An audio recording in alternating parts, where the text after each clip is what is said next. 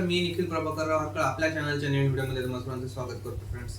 Friends, हा science of meditation सिरीजचा आपला 11वा episode आणि या एपिसोडमध्ये आपण मेडिटेशन बद्दल असलेले काही मिथ्स जे आहेत ते बस्ट करणार आहोत आणि त्यामुळेच आपला जो आजचा एपिसोड आहे तो आहे मेडिटेशन, विज्ञान, विश्वास आणि सत्य.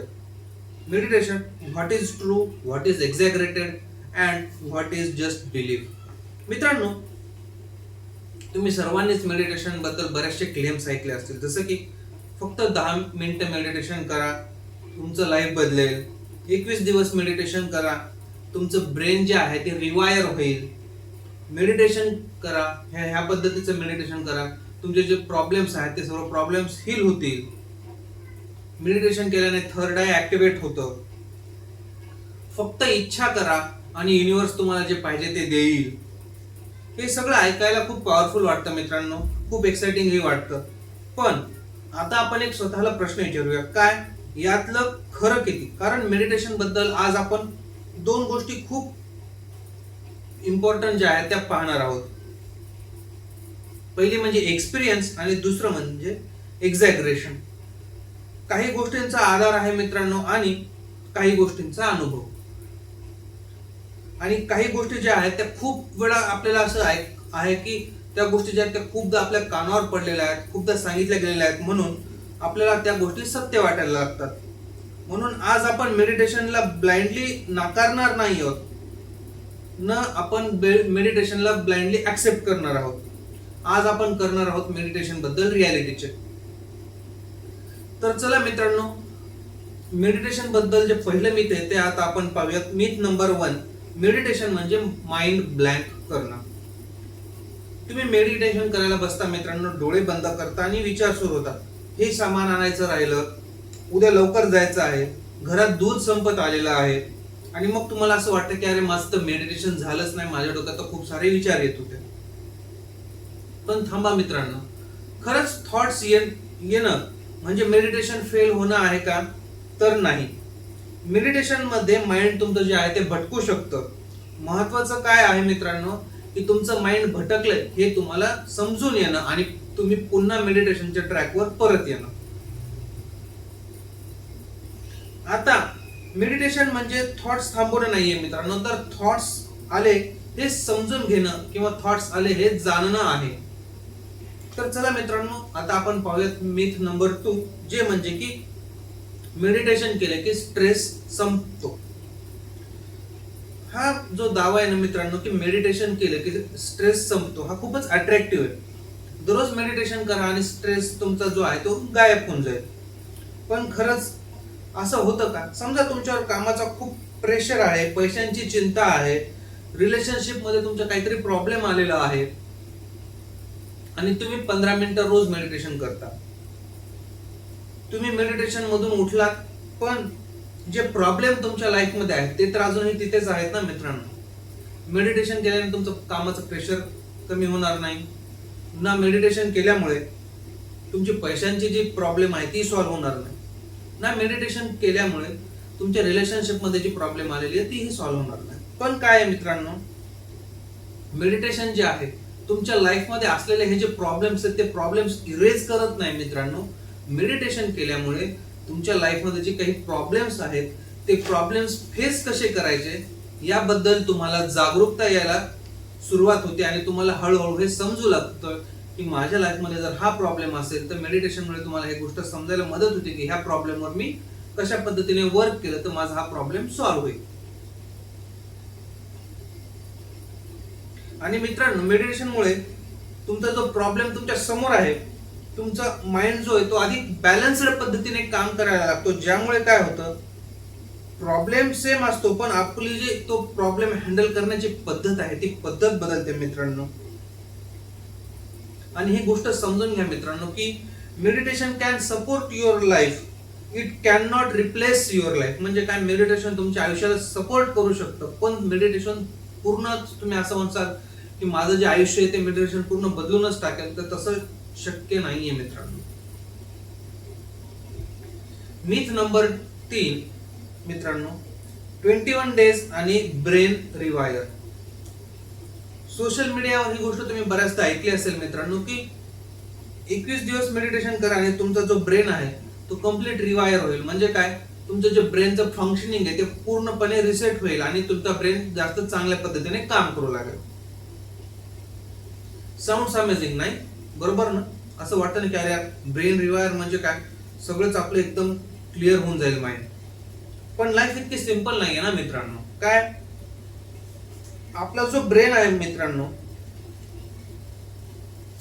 ब्रेन बदलण्याची जी क्षमता आहे तो आपला ब्रेन त्याच्या ज्या नर्व्स आहेत त्या बदलण्याची क्षमता ठेवतो. पण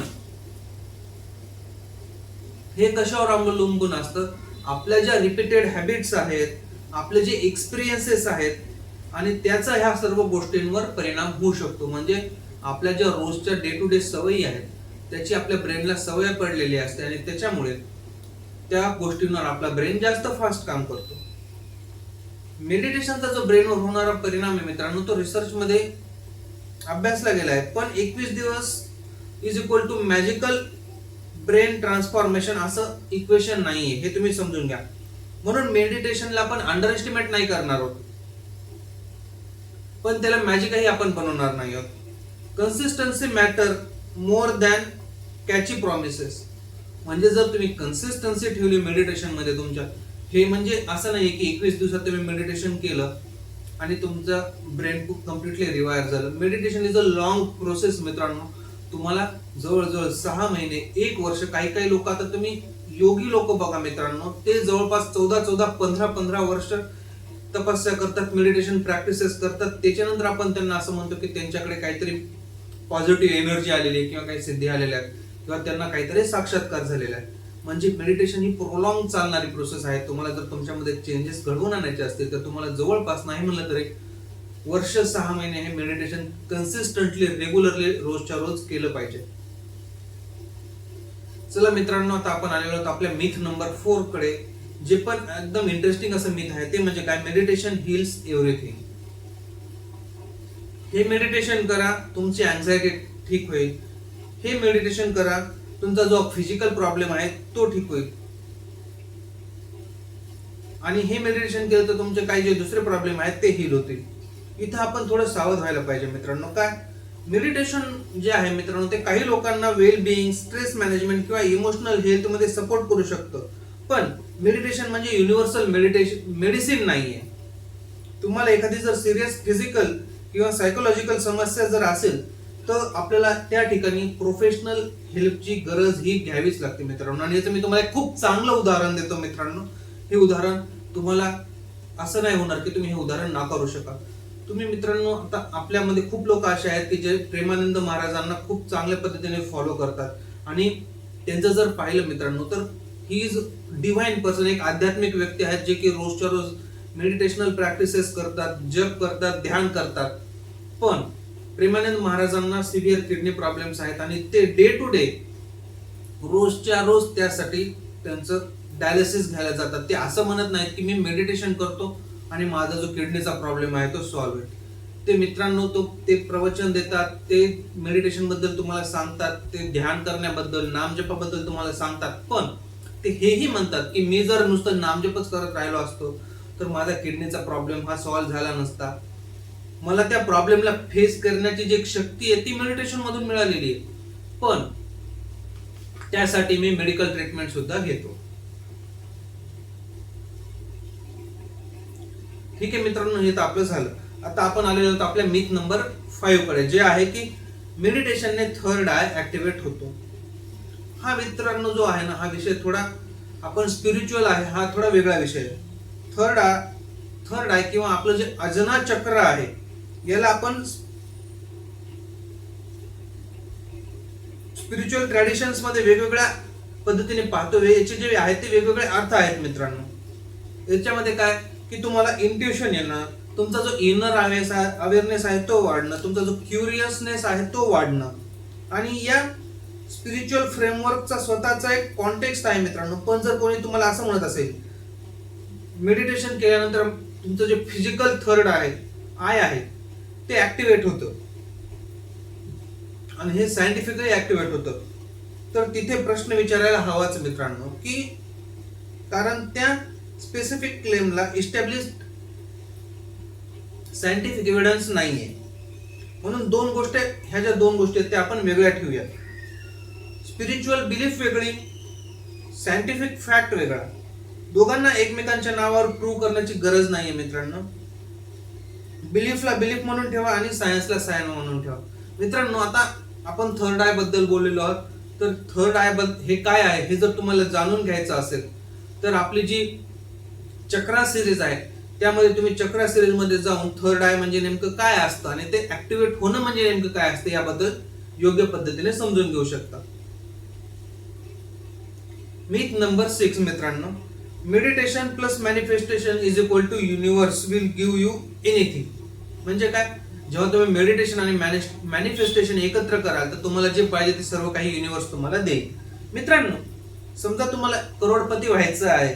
तुम्ही रोज मेडिटेशन करता, व्हिज्युअलायझेशन करता की मी करोडपती झालेलो आहे, हे अफर्मेशन करता आणि मग काहीच ऍक्शन घेत नाही, तर फक्त विचार करून रिझल्ट मिळेल का? आपण मेडिटेशनचा उपयोग गोल क्लॅरिटीसाठी करू शकतो. आपलं अटेन्शन त्या डायरेक्शन मध्ये आणू शकतो. आपली जी इंटेन्शन आहे ती स्पष्ट करू शकतो. पण रिझल्ट साठी आपल्याला ऍक्शन तर घ्यावी लागेल ना मित्रांनो. जर तुम्ही फक्त मेडिटेशनच करता, तुमचा गोल स्पष्ट आहे की तुम्हाला करोडपती व्हायचंय, तुम्हाला त्याच्यासाठी काहीतरी प्लॅन करावा लागेल. त्या प्लॅनला proper step by step analyse करावा लागेल आणि अनालाइज केल्यानंतर तो प्लॅन जो आहे तो ऍक्शन मध्ये आणावा लागेल. त्यानंतरच मित्रांनो तुमची जी वाटचाल आहे ती करोडपती होण्याकडे चालू होईल. नुसतं एका जागी बसून मी आता करोडपती होतोय, माझ्याकडे 1 करोड रुपये आले आहेत असं म्हणून कोणीही करोडपती होत नाही मित्रांनो. आता ह्याच्यासाठी काय ऍक्शन घ्यावं लागू शकतो मित्रांनो? बिझनेस, फिटनेस साठी तुम्हाला काय ऍक्शन घ्यावं लागतो? एक्सरसाइज, करिअर साठी, रिलेशनशिप साठी, कम्युनिकेशन साठी. म्हणून intention without action is just a wish. Meditation direction देऊ शकतं मित्रांनो, पण चालावं हे आपल्याला स्वतःलाच लागतं. चला मित्रांनो, आता आपण आलेलो आहोत आपल्या मिथ नंबर 7 कडे. More meditation is equal to more benefits. आता हा वेगळा ट्रॅप मित्रांनो. 10 मिनिटं चांगली आहेत गरजेचं नाही. मेडिटेशनची जी क्वालिटी आहे आणि कन्सिस्टन्सी आहे मित्रांनो, ती तुमच्यासाठी योग्य प्रॅक्टिस जी आहे ती महत्वाची आहे. म्हणजे तुम्ही 1-1 तास मेडिटेट करताय त्याचा काहीही उपयोग होणार नाही. 10 मिनिटं ही पुरेशी आहेत मित्रांनो. पण तुम्हाला नेमकं कोणत्या प्रॉब्लेम साठी मेडिटेशन करायचं हे तुम्हाला माहित असलं पाहिजे आणि त्यासाठी जी लागणारी योग्य मेडिटेशन प्रॅक्टिस आहे तीच प्रॅक्टिस जर तुम्ही 10 मिनिटं ही केलीत मित्रांनो तर त्याच्यात तुम्हाला चांगले बेनिफिट्स मिळू शकतात. तुम्ही जर बिगिनर असाल मित्रांनो, तुम्ही जर मेडिटेशन प्रॅक्टिसेस मध्ये तुम्ही बिगिनर असाल तर दररोज 10 मिनिट ऑनेस्टली प्रॅक्टिस करणं आणि मधून मधून 2 तास बसण्यापेक्षा जास्त प्रॅक्टिकल असू शकतो मित्रांनो. कारण मेडिटेशन कॉम्पिटिशन नाहीये. तुम्ही किती वेळ बसता यापेक्षा तुम्ही किती कन्सिस्टंटली मेडिटेशनची प्रॅक्टिस करता हे जास्त महत्वाचं आहे. चला मित्रांनो, आता आपण येऊयात आपल्या मिथ नंबर 8 कडे. मेडिटेशन म्हणजे ऑलवेज पीसफुल एक्सपिरियन्सेस. मेडिटेशन म्हणलं की आपल्या डोक्यात एक इमेज येते, काय? शांत जागा, सॉफ्ट म्युझिक, डोळे बंद करणं, पीस. पण मेडिटेशन करताना नेहमी असंच होईल असं नाहीये मित्रांनो. कधी थॉट्स जास्त जाणवतील, कधी आपल्याला अनकम्फर्टेबल इमोशन्स येऊ शकतात, कधी कधी आपल्याला असं होतं मित्रांनो की आपण स्वतःपासूनच पळतोय असं वाटू शकतं. आणि हेच एक कारण आहे मित्रांनो की मेडिटेशनला ब्लाइंडली रोमॅन्टिसाइज करणं जे आहे ते चुकीचं आहे, ते योग्य नाहीये.